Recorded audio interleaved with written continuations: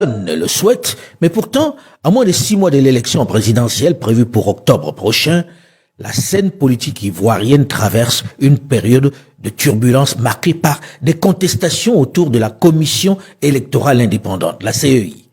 Un climat délétère de fortes tensions qui n'est pas sans rappeler de tristes souvenirs qui ont embrasé la Côte d'Ivoire dans la décennie 2000. Au regard des mouvements d'humeur, de la montée des tensions, on en arrive à se poser la question de savoir, existe-t-il une malédiction des élections en Côte d'Ivoire? Si elle existe, il faudrait peut-être la conjurer de suite pour ne pas retomber dans les tragédies et les drames connus dans le passé récent. Bonjour à tous et bienvenue dans Parlons Vrai, la nouvelle tribune d'Infomédia qui s'est donnée pour mission d'évoquer, de parler, de débattre en toute liberté, sans tabou, de toutes les convulsions de notre planète. Un regard africain sans concession sur le monde. Alors, existe-t-il une malédiction des élections en Côte d'Ivoire? C'est le thème de notre plateau aujourd'hui, avec plusieurs invités, acteurs et observateurs de l'actualité politique en Côte d'Ivoire. D'abord, Madame Salomé Meyers-Naem, représentante à Paris du Parti des peuples africains de Côte d'Ivoire, PPACI, le parti de Laurent Gbagbo. Bonjour Madame Meyers-Naem. Bonjour. Merci de me recevoir. Second invité de ce plateau consacré aux élections en Côte d'Ivoire, Tiekoura Diaby, délégué du RHDP chargé de l'organisation, de l'implantation et des adhésions du parti au niveau de la diaspora.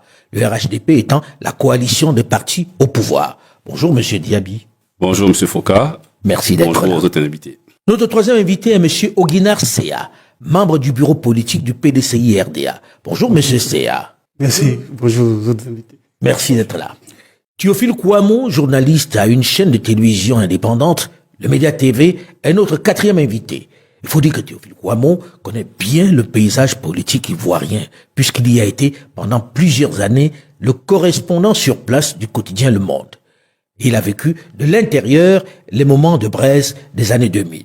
Il anime sur la chaîne Le Média TV plusieurs rendez-vous. Bonjour Théophile Kouamouo. Bonjour Alain.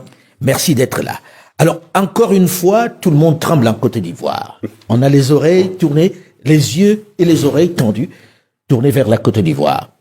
Est-ce qu'il faut craindre un nouvel embrasement de la Côte d'Ivoire? Parce qu'on a eu l'habitude, dès que les élections approchent, des montées de tension qui sont parfois mal terminées. Je veux commencer par Théophile. Théophile, est-ce qu'on doit avoir peur de ce qui se passe aujourd'hui en Côte d'Ivoire? Oui, il faut avoir peur. Les élections sont périlleuses en Côte d'Ivoire depuis très longtemps, depuis la mort d'Houphouët-Boigny. En 95, il y a eu ce qu'on appelait le boycott actif, avec son lot de destruction. D'ailleurs, il y avait une chanson d'Alpha Blondy qui évoquait les villes où le sang avait coulé, Guibéroa, Gagnoa, Odiéné, Djokwe, etc. C'est une chanson qui s'appelait Course au pouvoir. Course au pouvoir. En 1995, en 2000. Élection organisée par le président Henri Konan Bédié. En 2000, les élections se sont également mal passées. En réalité, les élections étaient suivies par une révolte populaire, une révolution démocratique. Sanglante. Qui a amené Laurent Gbagbo au pouvoir. Et dès le lendemain de la chute du régime militaire, il y a eu un affrontement entre les anciens partenaires de ce qu'on appelait le Front républicain, le FPI de Laurent Gbagbo et le RDR d'Alassane Ouattara. Et ces événements d'octobre 2000 n'étaient que la préfiguration, le commencement des douleurs, la préfiguration et le commencement de ce qui allait être la guerre de 2002 à 2011. Et puis les élections de 2010, une fois, ont amené une guerre avec au moins 3000 morts, mais c'est plus proche de 10 000 en réalité. Élections qui ont installé le président Alassane Ouattara au pouvoir. C'est pas l'élection qui a installé le... Élection au bout desquelles il est arrivé au pouvoir, grâce aussi au soutien de l'armée française, au soutien militaire. C'est une guerre une guerre post-électorale dont il est sorti victorieux. Et en 2015, ça s'est un peu mieux passé parce qu'il n'y avait pas de combat. Faute de combattants, l'élection s'est plutôt bien passée. En 2020, rebelote, le sang a coulé. Le sang a coulé à nouveau puisqu'il y avait un troisième mandat du président Alassane Dramane Ouattara dans des conditions ça veut dire qu'il y a une causalité commune, c'est-à-dire c'est un problème systémique en Côte d'Ivoire. Et ce problème systémique n'a pas été réglé par l'ONUCI, par toutes les bonnes fées qui s'étaient penchées. Mais en quoi cette élection ressemble à toutes celles que vous venez d'évoquer aujourd'hui? Alors, ce qui est vraiment la caractéristique commune de toutes ces élections, c'est la contestation de la règle du jeu. La contestation de la règle du jeu, premièrement, et la tentation de l'exclusion, deuxièmement. Contestation de la règle du jeu, c'est-à-dire une commission électorale qui est maudite depuis 2010, parce que cette commission électorale a précipité la Côte d'Ivoire dans la guerre, mais elle n'a jamais changé dans sa structure. C'est toujours une commission électorale des partis politiques, contrôlée hier par les partis d'opposition, aujourd'hui par le parti au pouvoir, une commission électorale incapable de faire une liste électorale potable, avec tout ce qu'on voit comme, alors l'opposition peut-être exagère, mais dans les faits, il y a des gros problèmes de liste électorale, de gros problèmes de fraude électorale en Côte d'Ivoire de manière systématique, de gros problèmes de nettoyage, de présence de morts sur la liste électorale, de présence de personnes qui n'ont pas à y être. Ça, c'est la première chose. Et la deuxième chose, la tentation de l'exclusion. On rencontre ça un peu partout sur le continent, à la limite. Mais la tentation de l'exclusion s'y ajoute. En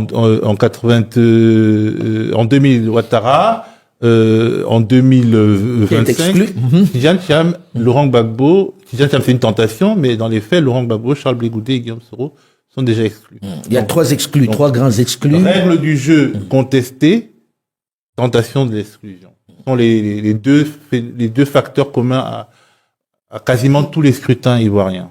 Quand vous avez commencé à parler, j'ai vu M. Diaby qui prenait des notes déjà, qui allait dénoncer ce que vous dites. Est-ce qu'il y a des craintes à avoir, M. Diaby? Je pense que l'approche des élections présidentielles dans tout pays dans le monde, on assiste à une montée des tensions. C'est normal parce que dans tout pays, pas le même type de tension. Mais même en France, ça arrive parce qu'ici, on n'arrive pas à un certain niveau de violence. Sinon, c'est un moment charnière de la vie d'une nation où il s'agit de diriger le pays, d'avoir le pouvoir d'État. Donc, il est normal qu'il y ait des poussées de tension. Mais après, il faudrait qu'on arrive à contrôler cela. Et c'est le rôle régalien de l'État. Et la commission électorale dont parlait M. Kouamouo tout à l'heure est l'émanation de toutes les structures, de toutes les forces politiques. Et quand il parlait tout à l'heure de la liste électorale, elle est issue de la fusion de la liste grise, de la liste blanche, et puis de celle de 1995, je crois, pour former une liste électorale unique. Cette liste électorale unique, elle a été compulsée par tous les acteurs. Tant au moment du FPI au pouvoir, qui, ensemble, avec toutes les partis politiques, toutes les parties prenantes, sont arrivés à une liste électorale comprenant environ 5 millions d'électeurs. Mais pourquoi, d'après vous, si c'est si bien fait, il y a cette contestation? D'où vient la contestation alors, si cette liste, d'après vous, est acceptable? Je vais rebondir. La liste de 5 millions et quelques d'électeurs qui a été acceptée par tous en 2010, c'est le FPI qui était au pouvoir. Ils n'ont pas contesté cette liste-là quand au premier tour, ils sont arrivés vainqueurs. C'est le FPI. La liste n'a pas été contestée. Le tas 5 millions et quelques. Ils sont arrivés au premier tour vainqueurs. Personne n'a rien dit. Mais c'est au deuxième tour, quand ils ont perdu les élections, que les contestations ont commencé à venir. On continuera tout à l'heure. J'ai vu la réaction tout de suite. Oui, parce que j'ai l'impression que c'est le même scénario qui se répète à chaque élection.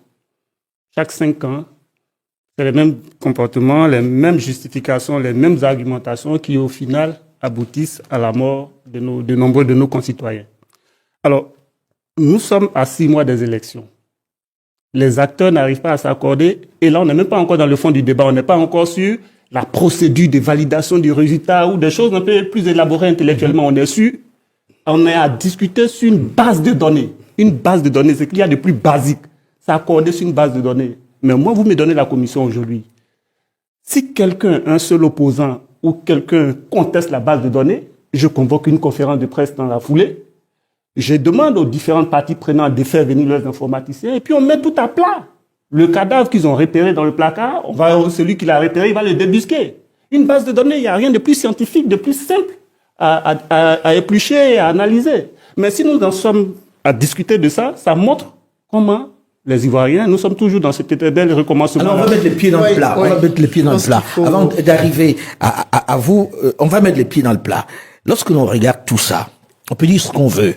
On se dit, ça cache un projet politique clair. Parce que le président Alassane Ouattara est aux affaires. S'il doit partir, il faudrait peut-être qu'il organise des élections transparentes pour s'en aller et aller proprement après avoir été au pouvoir pendant 3 mandats. Est-ce que ceci ne signifie pas tout simplement qu'il va être candidat et que pour l'instant on exclut les potentielles personnes qui pourraient être une gêne pour lui. Est-ce qu'il sera candidat? Bon, D'après vous? Sinon, comment expliquer tout ceci? Le président Ouattara est le maître des horloges. C'est lui qui décidera s'il sera candidat ou pas. Mon Dieu. Et donc, il y a un congrès qui se tiendra pendant le mois de juin. On aura la latitude de l'écouter. Il dira sa position. Et il a dit aussi qu'il y a une demi-douzaine de potentiels candidats. Donc, on attend tous sa décision. Ah, en attendant sa décision, est-ce que vous trouvez normal ce qui est en train de se passer avec ces exclusions? J'arrive. Prenons le cas de Laurent Gbagbo. Monsieur Laurent Gbagbo a été président de la République de Côte d'Ivoire.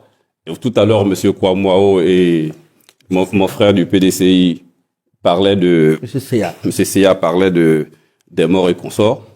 Mais c'est la crise post-électorale de 2010. C'est ce qui a envoyé monsieur Gbagbo à la CPI. C'est ce qui a envoyé... Il a été acquitté. J'arrive. C'est ce qui a aussi envoyé monsieur Blé Gouda à la CPI. Mais vous n'étiez pas en Côte d'Ivoire. Nous qui étions en Côte d'Ivoire, nous savions dans les faits qui est-ce qui est responsable de quoi que ce soit.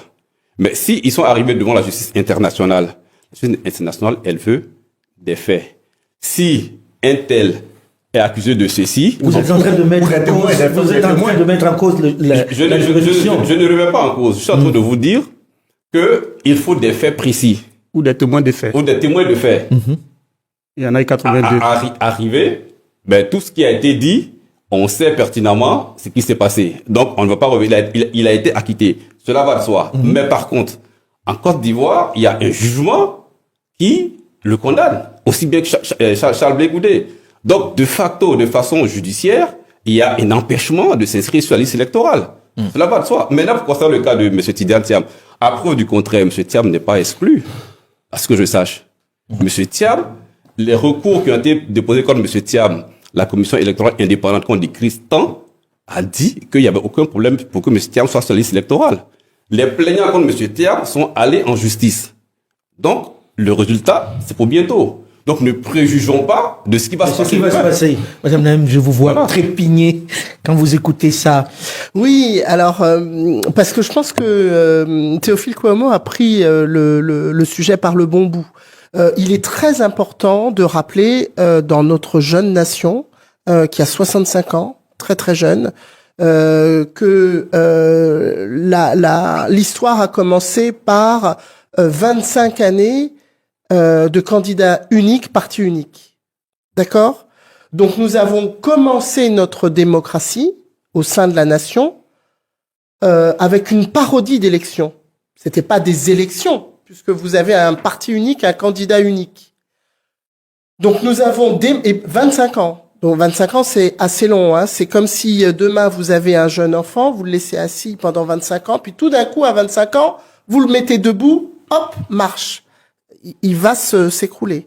Donc nous sommes partis de façon très handicapante pour le sujet des élections. Nous n'avons pas appris à respecter le corps électoral. Nous n'avons pas appris à respecter nos citoyens. Parce qu'en réalité, quand vous faites des élections avec un parti unique, candidat unique, vous n'avez pas envie d'avoir l'avis de vos citoyens. Puisque vous êtes le seul candidat, vous serez élu, donc l'élection est totalement fictive. Et nous sommes toujours dans cette problématique. Vous voulez dire qu'on a toujours l'esprit Nous sommes toujours dans cette incapacité à donner la parole au peuple. Dans les élections, vous l'avez dit, vous avez dit dans tous les pays du monde, il y a des tensions en année électorale. Pas du tout. Pas du tout. L'année électorale, c'est normalement un moment de débat vif, un moment d'engagement citoyen, un moment où effectivement ça peut être plus ou moins agité selon la nature des débats et des partis en présence, mais c'est un moment normalement d'extrême engagement du débat citoyen et du débat public. On n'y est pas en Côte d'Ivoire. On n'y est pas du tout parce qu'on ne veut pas donner la parole aux citoyens. C'est là le fond du sujet. Tant qu'on n'acceptera pas de donner la parole au peuple, de dire que le matin de l'élection, le matin du 25 octobre, celui qui est candidat, qu'il soit le président sortant qui se représente ou pas, ou que ce soit quelqu'un de son camp qui se représente, ou les autres candidats ne peuvent pas savoir le matin à 8h, lorsque les bureaux de vote sont ouverts, quel sera son sort le soir, c'est-à-dire est-ce qu'il est au second tour ou pas, et à quel niveau. Tant qu'on ne sera pas dans cette configuration, on pourra pas parler d'élection. Moi, c'est ce que j'observe, et c'est ce que nous observons depuis un certain nombre d'années. Voilà pourquoi nous sommes dans une situation où la commission électorale indépendante ne l'est pas indépendante. La liste électorale, c'est une tragédie. Alors pour vous comme aujourd'hui, disait, je vais pas être trop long, mais comme disait Monsieur CA, une liste électorale, enfin, quand même.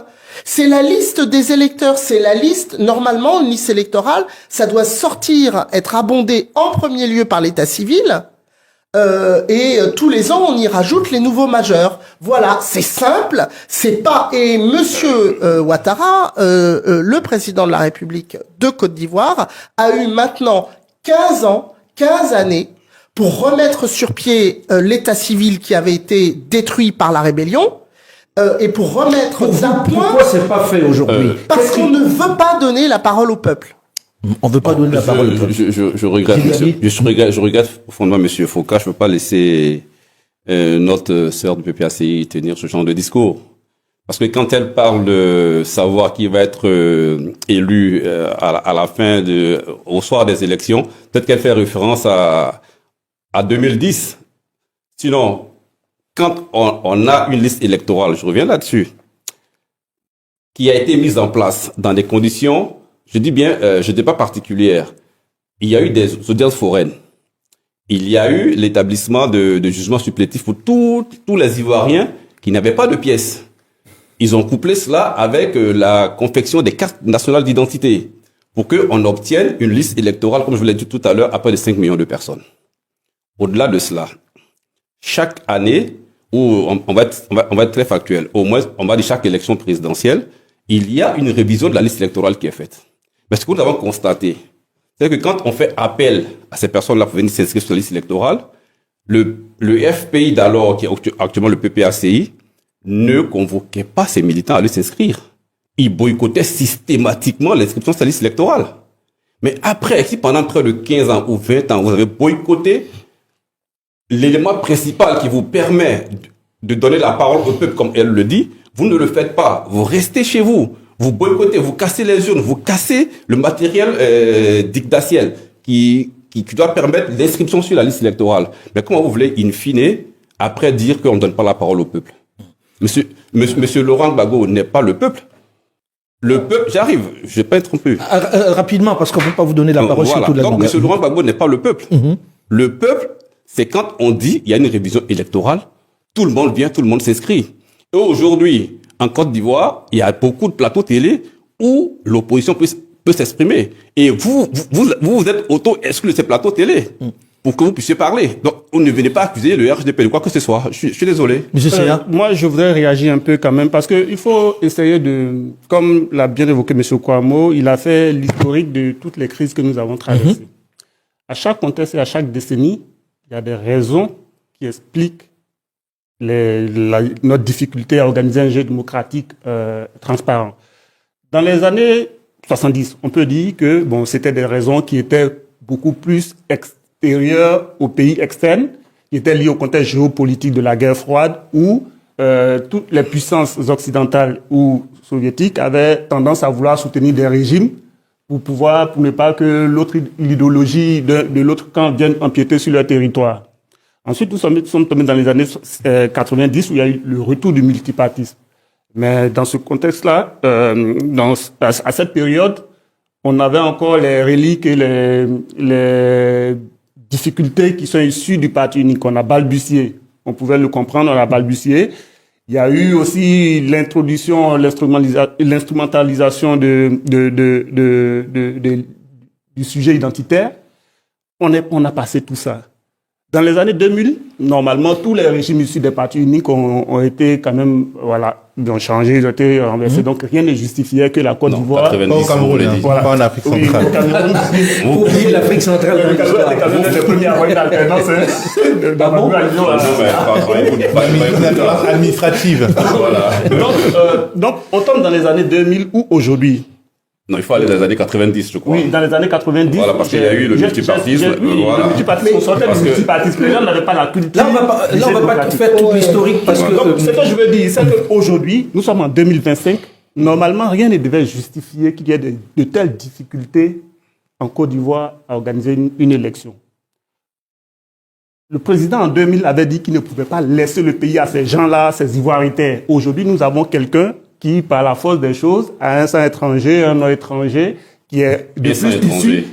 Oui, son grand-père lui-même l'a dit. Il a dit, toutes mes sœurs sont Ouais, mais voilà. en l'occurrence, le peuplement de la Côte d'Ivoire s'est fait de façon Non, mais étrangère. laissez-moi finir mon raisonnement. Non, je me bats, parce Donc, que nous quand vous avons dites la ça, chance, ça le devient autre chose PDCI après. a fait don du pays d'un candidat qui, normalement, devait faire l'unanimité. Il est musulman, l'autre avait dit qu'il était musulman venant du Nord, c'est pour ça qu'on appelle d'être président, il est musulman, il a un peu de sang étranger, il est même le petit-fils du père fondateur. Mais dans ce contexte-là, les gens trouvent quand même le moyen, des éléments de pouvoir créer une crise en faisant des exclusions alors que rien n'est justifié. Mais, justement, Et donc, vous ça avez m'amène beaucoup à parlé aux de- raisons fondamentales qui font qu'on a ces difficultés-là en Côte d'Ivoire. Je pense que c'est lié justement à la corruption, à la malgouvernance. Parce que quand les gens, et à leur façon eux-mêmes de gérer le pays, c'est-à-dire le président qui estime qu'il, quand il est arrivé, qu'il devait faire un rattrapage ethnique, ça veut dire que déjà il a des relents ethniques dans son subconscient. On change de sujet, Ensuite, complètement il y a eu efficace. les nombreux détournements. Non, ne change pas de Donc, sujet. les gens, C'est un ils sujet ont assez une vaste. vie de Non, presse, on ne change pas de ils ont sujet. une vie de presse qui ne veulent pas lâcher et qui fait qu'aujourd'hui, ils créent de faux sujets. On est en train de débattre sur la CEI alors qu'il y a des sujets plus importants sur lesquels on doit se concentrer. C'est vous qui débattez Voilà. sur la CEI. Jamais. Non, oui, parce que vous estimez Non, mais que vous c'est êtes vous qui fort. débattez sur la CEI. Vous estimez que- Personne l'a dit cela. La CEI, elle a été mise en place de façon consensuelle. Mais je pense que c'est loin d'être consensuel lorsqu'on voit tous ceux qui sont en train de quitter la CEI. Chacun voit le problème de monsieur. Oui, mais lorsqu'on est plusieurs à quitter. À l'aune de ses intérêts. Je pense. S'il vous plaît, on ne peut pas tous parler en même temps. Théophile Kouamouo, aujourd'hui, est-ce qu'il y a une tentative d'exclusion d'un certain nombre de personnes et de la part de qui? Il y a une tentative, enfin, il y a une exclusion avérée de Laurent Gbagbo, de Charles Blé Goudé, de Guillaume Soro, parce que notre camarade parle de J'ai un processus judiciaire, mais c'est un processus judiciaire tronqué. On a convoqué un jugement en Côte d'Ivoire des personnes qui étaient à La Haye envoyées par l'État de Côte d'Ivoire et on les a jugées par contumace. Je veux dire, il faut pas prendre les gens pour des imbéciles. C'est-à-dire les gens ont été embarqués à la demande de l'État, sont en prison à La Haye, et pendant ce temps, on les juge par contumace au pays. Il ne faut pas prendre les enfants du bon Dieu pour des canards sauvages. C'est-à-dire que pour sortir de la crise, il faut que tout le monde soit à un niveau d'honnêteté minimal. C'est un processus à la fois judiciaire et politique. La justice en Côte d'Ivoire, et c'est pas une injure que de le faire, n'est pas indépendante, d'autant plus que la justice qui n'est pas indépendante, c'est le lot de nombreux pays africains francophones. Moi, je pense qu'il faut dépassionner les choses. Mais qu'est-ce que vous pensez du Sénégal alors? Quand vous dites cela qu'un pays francophone, la justice n'est pas indépendante. Au Sénégal même, il y a eu des problèmes avec le Conseil constitutionnel. Si vous voulez bien, on reste dans la Côte d'Ivoire, s'il vous plaît. Sauf que, justement, le peuple sénégalais a fait preuve d'une maturité. Peut-être que d'autres peuples d'Afrique francophone pourraient lui envier, notamment parce qu'il se laisse pas aussi aller aux dérives ethnicisantes qu'on peut voir en Côte d'Ivoire, mais encore plus au Cameroun et dans les autres pays d'Afrique centrale. Donc, il faut vraiment essayer de ne pas diaboliser les gens. Moi, je pense que... Donc, pour vous, il y a exclusion d'un certain nombre de personnes. Il y a une tentative, la tentation de l'exclusion depuis la mort de Houphouët-Boigny est une récurrence dans la vie politique ivoirienne. Houphouët-Boigny n'a pas vraiment géré ça, mais depuis qu'il est mort, enfin bref, il n'avait pas tellement besoin de le gérer puisqu'il avait le parti unique, mais en tout cas dans sa praxis politique, c'était pas vraiment le truc qui revenait le plus, mais aujourd'hui, c'est vraiment le truc qui revient le plus, le refus de la concurrence. Est-ce que vous pensez qu'à la fin de cette histoire, il risque d'y avoir des violences pour cette exclusion, pour ces exclusions dont vous parlez? Ça dépend de la capacité du pouvoir à montrer assez de force pour faire peur à ses opposants. Et c'est ça la tragédie. D'ailleurs, il y a la fameuse réplique, on vous attend, en tout cas, personne ne va sortir du pays cette fois-ci. Ça, c'est quelque chose qu'on dit souvent. Qui c'est qui a dit ça?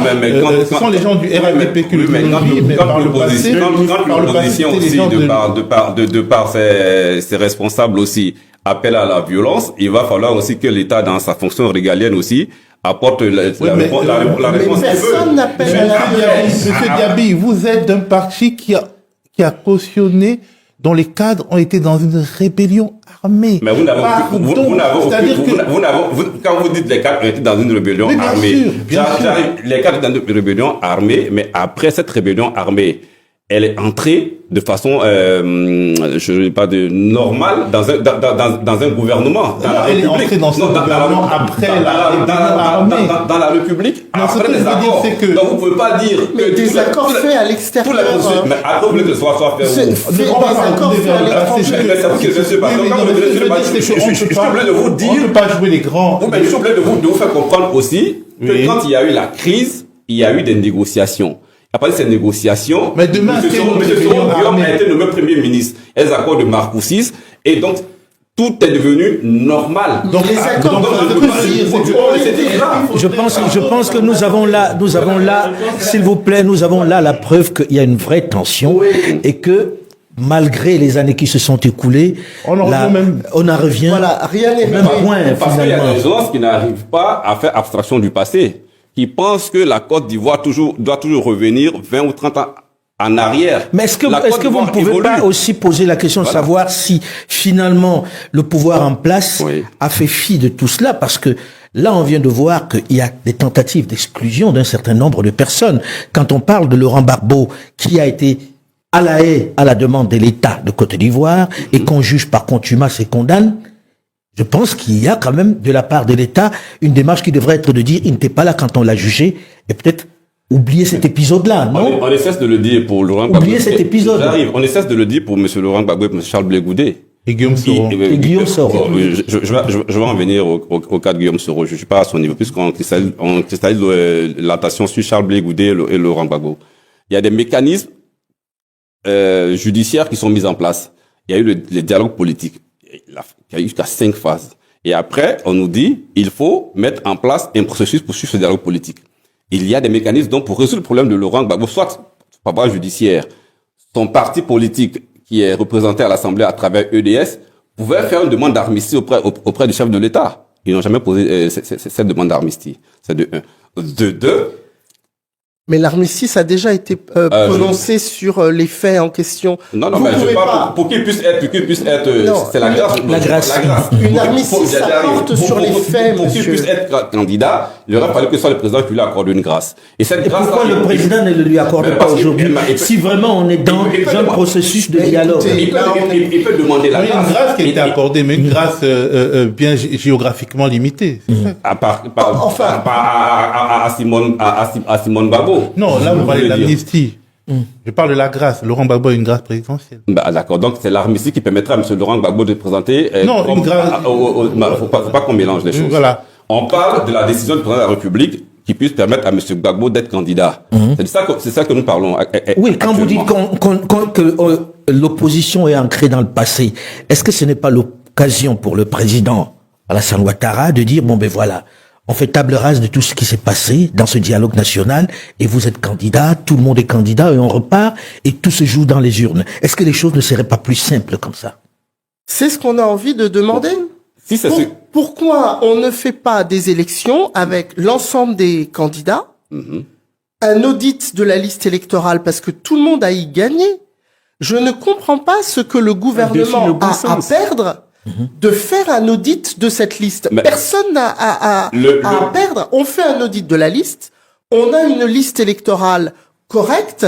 Je sais pas où vous allez chercher vos 5 millions, mais les services de l'État donne 8,5 millions. Non, je parle sur la liste électorale. Je pense qu'on revient sur la question des listes. On va avancer un peu. Je parle de 2010. Je parle de 2010. Oui, non, mais là, aujourd'hui, 2020, on est à 8,5 millions. On est à 8,5 millions. Voilà. Donc, reprenons 2010. Qu'est-ce que c'est qu'une élection, Alors, on peut ajouter paisible, inclusive, transparente. une élection, une vraie élection. Des candidats qui ont l'occasion de dérouler et de s'affronter dans un débat public, une liste électorale correcte qui est le reflet réellement du corps électoral du pays. On en fait un audit et on sort une liste électorale. Je ne vois pas à qui ça pose problème, ni au gouvernement, ni aux partis d'opposition, ni à personne. Et ensuite, on refait par un dialogue politique une commission électorale indépendante qui soit vraiment consensuelle. Et là, on a des élections et je ne vois pas qui ça gêne. Soit le gouvernement est extrêmement fier et content et tranquille sur son bilan et donc il va aux élections d'une façon confiante, quel que soit le candidat.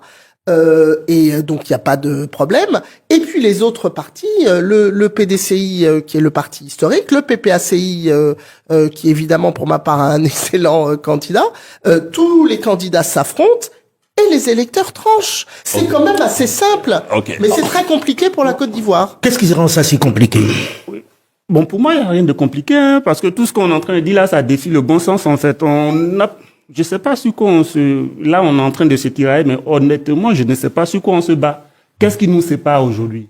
Nous aimons tous notre pays. On veut avoir une élection transparente. Si des gens estiment qu'il y a quelque chose à reprocher à la liste, ben, asseyons-nous, discutons, et puis essayons d'enlever tout ce qui peut constituer des germes de conflit. Mais on est toujours, quand j'écoute mon frère du RHDP, on est toujours dans les mêmes façons de parler qui nous conduisent toujours au drame. C'est-à-dire, quand un au pouvoir, il se sent tellement fort et invincible, qu'il se dit, bon, écoutez, c'est ça, sinon, la force régalienne est là pour maintenir l'ordre.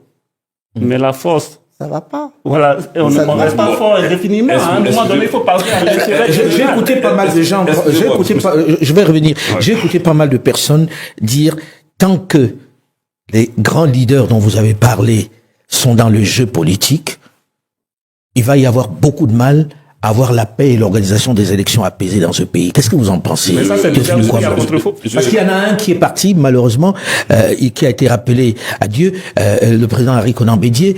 Mais les deux grands éléphants qui ont fait la politique ivoirienne depuis la mort d'Houphouët-Boigny, et même pendant, sont encore là. Est-ce que c'est eux le problème?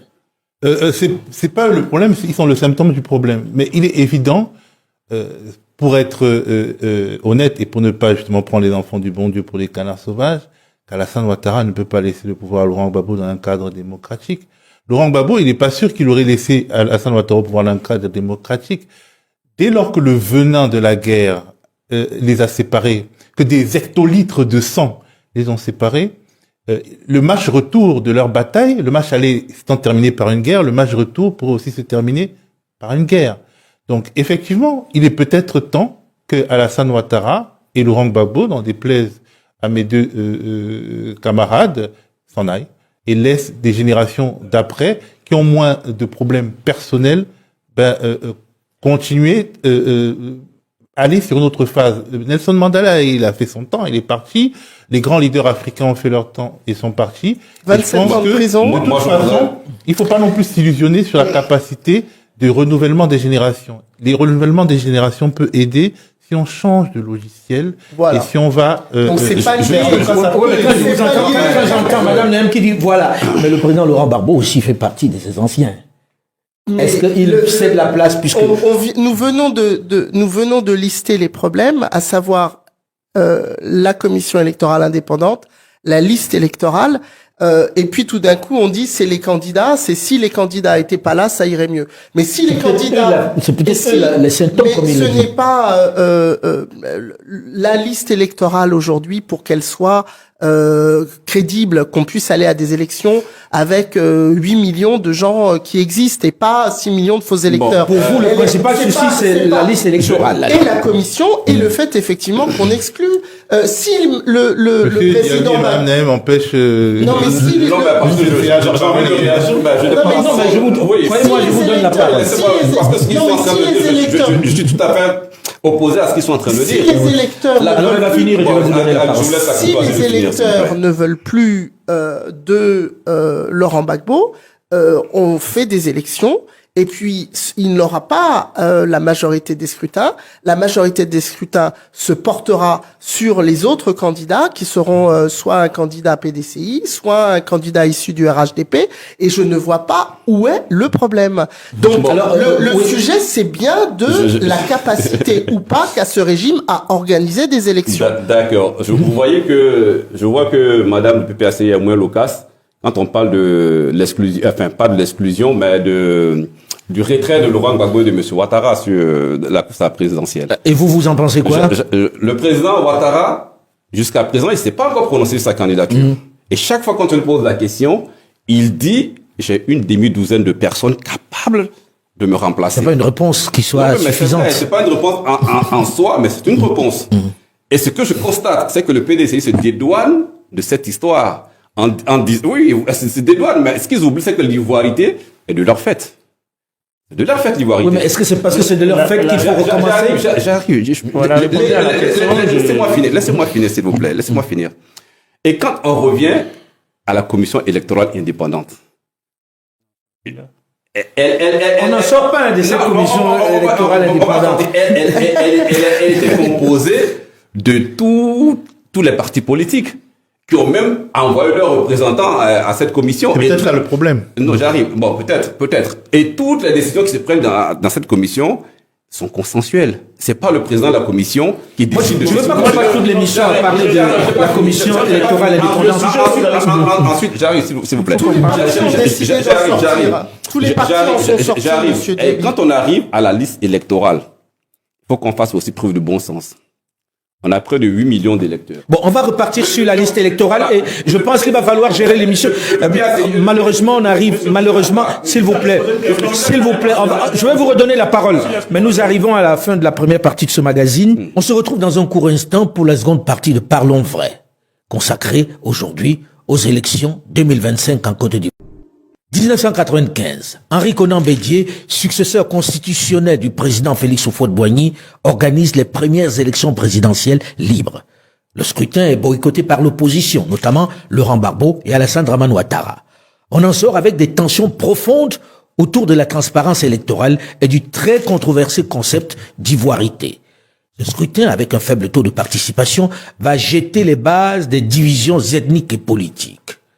1999, le général Robert Gueye, qui a renversé le président Henri Konan Bédié et retouché la Constitution en y introduisant des restrictions sur l'éligibilité, le fameux concept du « et » et du « ou » qui va alimenter les tensions, qui va exclure Alassane Dramane Ouattara, va à son tour organiser des élections en 2000. Scrutin qui va à nouveau embraser la Côte d'Ivoire après que Laurent Gbagbo ait été déclaré vainqueur. Robert Gueye, qui conteste ces résultats, est forcé de quitter le pouvoir. Mais ces événements vont plonger la Côte d'Ivoire dans une période de violence, avec des affrontements meurtriers entre manifestants et forces de l'ordre. Ces crises vont laisser des traces profondes dans le paysage politique ivoirien. 2010. Après une décennie de tensions, les élections sont organisées sous supervision internationale. La CEI, la Commission électorale indépendante, proclame Alassane Dramane Ouattara vainqueur. Mais le Conseil constitutionnel attribue la victoire au président Laurent Gbagbo. C'est le début de la guerre civile de 2010-2011. Bilan, plus de 3000 morts et l'intervention militaire française pour capturer le président Laurent Gbagbo et son épouse Simone Gbagbo. 2020. Après la mort de son dauphin Amadou Gon Coulibaly, le président Alassane Dramane Ouattara se présente pour un troisième mandat très controversé. Le président Laurent Gbagbo et d'autres figures politiques ne peuvent se présenter suite à leur détention à la Cour pénale internationale. Ces élections sont émaillées de violence, plus de 80 morts, et des arrestations des figures de l'opposition et restrictions des libertés politiques. Autant d'événements qui ont exacerbé les divisions politiques et sociales, laissant des cicatrices profondes, durables sur le paysage démocratique du pays. 2025 enfin, les mêmes causes risquent de produire les mêmes effets. À moins de 6 mois de l'élection présidentielle d'octobre 2025, la scène politique ivoirienne traverse à nouveau une période de turbulence marquée par des contestations autour de la commission électorale indépendante. Mais également l'exclusion de certains poids lourds de la politique ivoirienne. Faut-il craindre de nouvelles violences? La Côte d'Ivoire souffre-t-elle de ce que certains appellent déjà la malédiction des élections? Bonjour et bienvenue dans la seconde partie de Parlons vrai. Nouvelle tribune du débat d'Afromédia, qui s'est donné pour mission d'évoquer, de parler, de débattre en toute liberté, sans tabou, de toutes les convulsions de notre planète. Un regard africain sans concession sur le monde.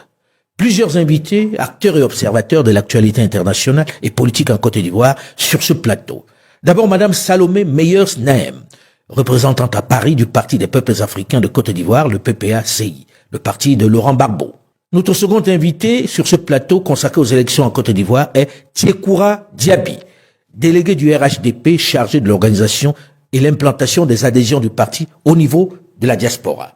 Le RHDP étant la coalition des partis au pouvoir en Côte d'Ivoire. Notre troisième invité est M. Oguinar Seya, membre du bureau politique du PDCI RDA. Jean-Paul Oro, journaliste à l'intelligent en Côte d'Ivoire, président de l'Union des journalistes ivoiriens de France, nous a rejoint dans cette seconde partie. Bonjour Jean-Paul Oro. Bonjour Alain Foucault. Alors dans la première partie, on a beaucoup parlé de la commission électorale indépendante, de la liste électorale. Je souhaiterais que nous parlions des candidats à ce coup-ci et de l'exclusion ou pas. Je sais que Monsieur Seya trépignait à la fin de la première partie pour réagir à cette question de la retraite d'un certain nombre de candidats à la présidentielle en Côte d'Ivoire. Je me souviens, il y a quelques années, le président Alassane Dramane Ouattara disait « Quand on a 50 ans, on n'a pas assez de force. Quand on a 60 ans, et il suppliait les Ivoiriens de le laisser aller se reposer, de le laisser aller s'occuper de sa famille et de ses enfants et de ses petits-enfants. » Et puis il a remis ça. Et aujourd'hui encore, on a les mêmes tensions avec les mêmes personnes. Et un certain nombre de personnes se posent la question de savoir est-ce qu'il ne faut pas mettre un certain nombre d'acteurs politiques de premier rang qui ont été là pendant les 30 dernières années à la retraite. Est-ce qu'on ne devrait pas les écarter pour renouveler au moins cette classe politique? Qu'est-ce que vous en pensez? Sur ça, je pense que c'est une vraie forte solution. Parce que ça s'est fait, ça s'est fait sous nos yeux. Il y a Tidiane Thiam qui n'a jamais fait la politique de manière comme acteur politique en Côte d'Ivoire qui est arrivé. Ça n'a pas empêché qu'on le traque partout. Et que même mais il a fallu aussi que le président Bédié décède pour qu'apparaisse une nouvelle figure. Ça nous montre au moins, ça a le mérite de nous montrer que même si le candidat est jeune, les gens trouveront quelque chose à dire. Blé Goudé, il n'est pas vieux. On l'a exclu. Mamadou Koulibaly, Mabri-toi que en 2020, tous ceux qu'ils ont éliminés, ils n'étaient pas. Donc, le changement des acteurs ne changera pas la situation. Il y a une réflexion profonde qu'on doit mener sur les raisons fondamentales qui font que les gens ne veulent pas mettre un jeu démocratique en place. Et moi, j'ai mes réponses sur ce sujet. Oui, mais est-ce que c'est pas un vrai... On va arriver à ça. Est-ce que ce n'est pas un vrai débat, celui de la retraite d'un certain nombre d'acteurs politiques ivoiriens, qui serait plutôt source de tension? C'est un vrai débat. Et puis, il faudrait, à mon sens, qu'on sorte des théories, des grandes théories. Il y a 3 personnalités qui sont des personnalités fortes, qui, à elles seules, concentraient, je dirais, les frustrations d'un certain nombre de populations. Donc, derrière ces personnes-là, se ralliait un certain nombre de populations qui estimaient que c'était les défenseurs, ou ce sont les défenseurs. Derrière Laurent Gbagbo se trouvent des populations qui estiment que c'est lui.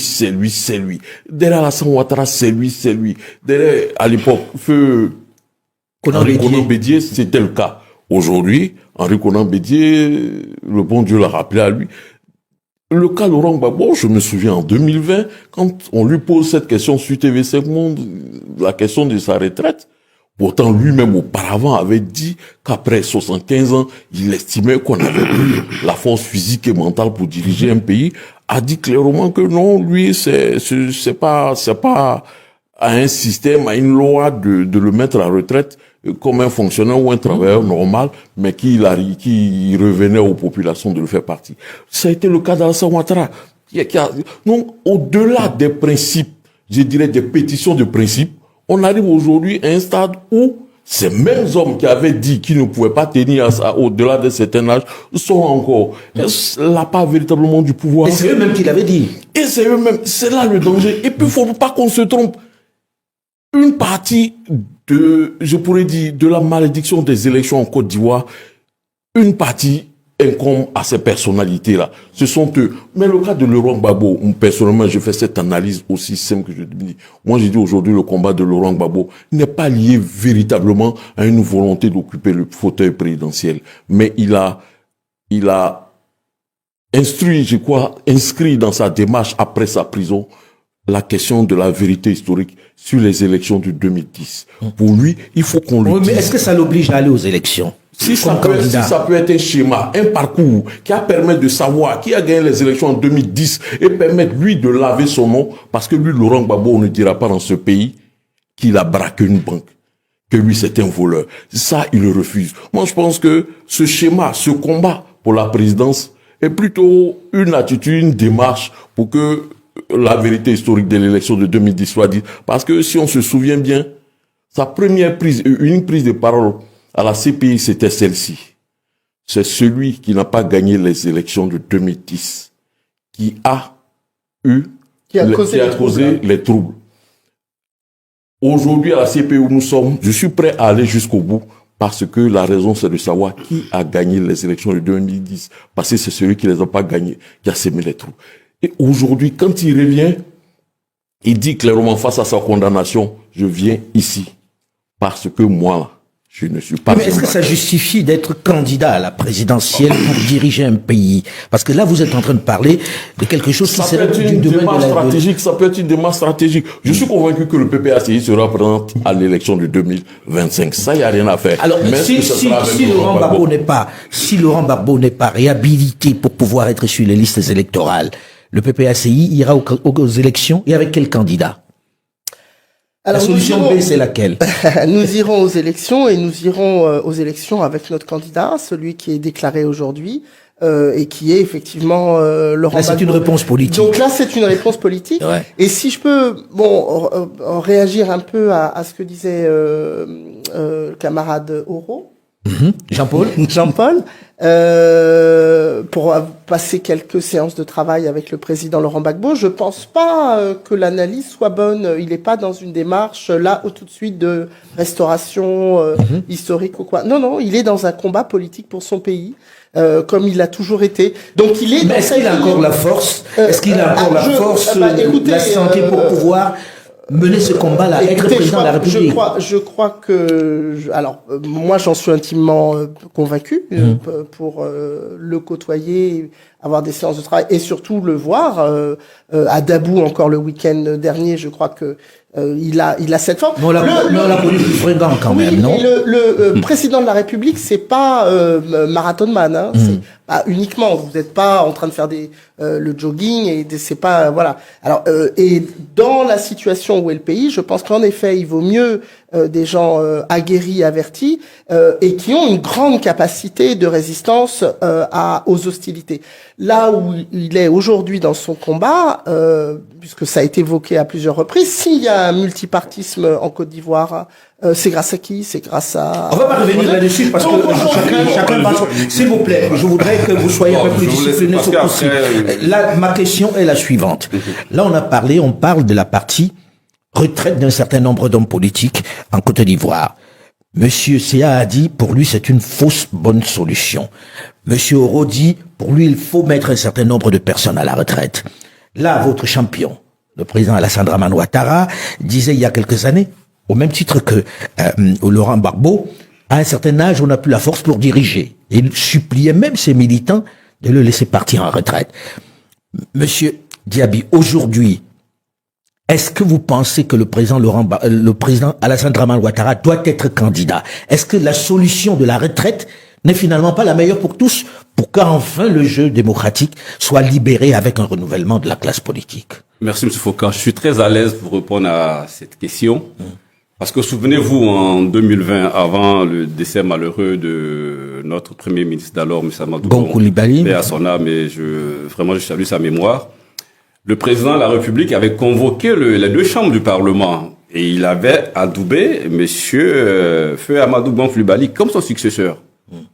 Mais Dieu voulant, il n'a pas pu. Sinon, le débat, la question que vous posez aujourd'hui, vous l'aurez pas posée. Mais bon, maintenant, on est devant la réalité. Et après, quand il a dirigé ce pays avec maestria, comme on le connaît, avec tous les succès économiques que nous connaissons, quand vous allez aujourd'hui à Abidjan, vous êtes fiers de revenir en Côte d'Ivoire.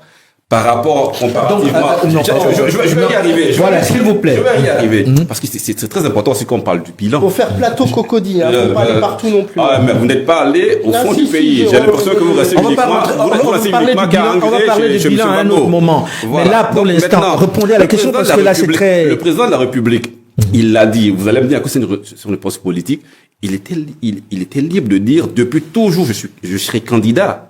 Mais quand on vous lui posez la question... La technique, on la connaît quand même. Celle-là, on la connaît. On va pas nous la faire à tous les coups. Quand vous lui posez la question, il vous répond toujours que j'ai une demi-douzaine de personnes qui peuvent me représenter. Moi, je vous pose la question à vous. Monsieur Diaby, vous qui êtes du RHDP, est-ce que vous souhaitez que votre président actuel se présente encore lorsqu'il a dit qu'à un certain âge, on n'a plus la force et qu'il souhaiterait aller s'occuper de sa famille et de ses enfants? Quel est votre souhait à vous? Mon avis personnel, c'est qu'il se représente. Vous venez de voir ce débat qu'Alain Foucault nous a offert sur sa chaîne panafricaine. Je vous l'ai proposé ici. Malédiction ou simple situation politique, moi je dirais, il n'y a rien, il n'y a pas de malédiction. Il n'y a pas de malédiction. Parce que la malédiction, c'est quelque chose qu'on connaît depuis la nuit des temps. Mais la Côte d'Ivoire n'a pas toujours été comme ça. Elle a à un moment donné eu un président. Elle a eu un parti unique et il n'y avait pas ces problèmes-là. Ensuite est arrivée la démocratie. Mais il faut aller aux fondamentaux. Après la mort du président Félix Houphouët-Boigny, les qui viennent avec un désordre des plus extrêmes en Côte d'Ivoire de manière réelle. Ce n'est ni l'opposition ni qui que ce soit. Les premières personnes à ramener un désordre après la mort du président Félix Houphouët-Boigny, ce sont ses propres enfants. C'est dans son propre camp. Parce qu'après sa mort, qui devait être le successeur constitutionnel, c'était le président Henri Konan Bédié. Mais c'est où part tous les problèmes qui vont s'en suivre. C'est où part tout ça. Parce que, au lieu que M. Ouattara, alors ancien Premier ministre, accepte et laisse le président Bédié succéder comme la loi l'indique, celui-ci a décidé de faire des magouilles ça et là pour l'empêcher de succéder légitimement et organiser les élections dans le temps pour permettre à tout le monde de se présenter. Monsieur Alassane Ouattara, ayant empêché ça, il y a donc eu des crises. Jusqu'à ce qu'arrive donc la déstabilisation par un coup d'État de Robert Gueye contre le président Bédié. Ce coup d'État qui a été apprécié, et c'est où le président Gbagbo, nous pouvons le dire comme ça, entre en jeu. Quand il entre donc en jeu maintenant, il y a d'abord après, qu'est-ce que je raconte? Après ce coup d'État, que monsieur Gueye va organiser les élections, mais avant ça, avant le coup d'État, quand le président Bédié organise les élections de 95, où il gagne ces élections, parce que le président Gbagbo et le président Ouattara sont exclus, n'est-ce pas? En ce moment-là, Ouattara et le président Gbagbo s'entendent très bien pour être des opposants face au président Bédié. Mais ils ne s'entendent pas parce qu'ils ont une même idéologie politique. D'ailleurs, je doute fort qu'en 1995, le président Laurent Gbagbo lui-même connaissait déjà la véritable idéologie de M. Alassane Dramane Ouattara. Sa détermination de combattre avec les armes et pas démocratiquement. Je pense que le président Laurent Gbagbo en ce moment-là ne se rendait pas encore compte de qui était M. Alassane Ouattara. Comme bien évidemment Soro aussi ne s'est pas rendu compte trop tôt. C'est pourquoi aujourd'hui, moi je ne me sens pas à l'aise de toujours critiquer Soro sans jamais me poser des questions. Parce que Ouattara c'est un menteur professionnel. Il a berné des milliers d'hommes intellectuels en Côte d'Ivoire, il faut le dire. Et donc après 95, M. Bédié va gouverner et ça suivra donc le coup d'État dont je vous parlais, où le général Robert Gueye va donc organiser les élections de l'an 2000, où M. Alassane Ouattara sera exclu par Robert Gueye, par le ministère intérieur des Affaires intérieures, je crois. En tout cas, ce ministère qui était chargé d'organiser les élections à ce moment-là, Alassane Ouattara sera exclu. Ce n'est pas par le président Laurent Gbagbo. Ce n'est pas Gbagbo. Gbagbo n'a jamais exclu M. Alassane Ouattara. Gbagbo ne l'a jamais exclu de la liste électorale. Donc, quand vous faites les débats, il pense qu'il y a souvent une fuite en avant. Donc, il est exclu, mais à ce moment-là, le président Gbagbo décide de partir aux élections. Il ne veut plus soutenir M. Alassane Dramane Ouattara dans sa démarche. Voyez-vous ce que je veux dire? Et je pense que c'est à ce moment-là où Alassane Ouattara commence à en vouloir au président Laurent Gbagbo. Il aurait peut-être voulu que le président Laurent Gbagbo, comme en 1995, n'aille toujours pas aux élections. Mais il n'est pas réaliste. Parce qu'en soi, Quand le président Laurent Gbagbo l'a boycotté, est-ce qu'il n'a pas gagné les élections? Il a gagné les élections. Et ça n'est suivi encore d'un besoin de faire le coup d'État du général Robert Gueye. Mais seulement la masse populaire, appelée par le président Laurent Gbagbo, est sortie manifestement pour dire remettez le pouvoir du peuple à celui-là qui l'a gagné. Et c'est le peuple, seulement le peuple, comme le veut la démocratie, qui a rendu au président Laurent Gbagbo son pouvoir. Et depuis lors, M. Alassane Ouattara n'en démord pas. Il a tout fait. En est suivi des coups d'État dès 2000 déjà. À seulement, je crois, 1 mois ou 2 mois de la présidence du président Laurent Gbagbo, il avait déjà des coups d'État. Comme si on le reprochait déjà d'avoir mal gouverné en seulement 2 mois. C'est pas possible ça. Et en 2002, c'était les mêmes choses qui se sont transformées en des rébellions financées par Alassane Dramane Ouattara. Ce ne sont donc pas des malédictions. Ensuite, 2017 passé, Alassane Ouattara, par la force des armes et de l'Occident, a pris le pouvoir. Et depuis lors, il règne sans partage, en dictature. Et il tue tous ceux qui bougent ou tous ceux qui veulent dire un seul mot contre lui, sa volonté. Aujourd'hui, en prison, il y a beaucoup de prisonniers politiques. Dans l'opposition, il n'y a pas d'opposant qui a le nom dans la liste électorale. Tous les opposants significatifs ont disparu. Alassane Ouattara veut compétir, mais face à personne. Ou alors, face aux personnes qui ne pèsent absolument rien.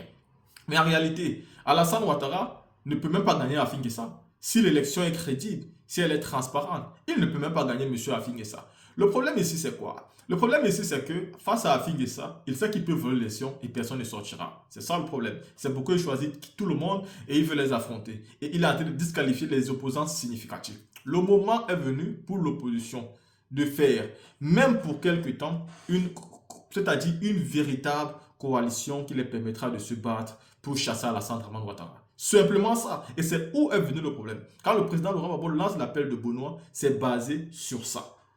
Et certains opposants, croyant que le président Laurent Gbagbo était exclu, qu'eux n'avaient pas de problème, ils ont décliné l'appel. Aujourd'hui, voilà les résultats.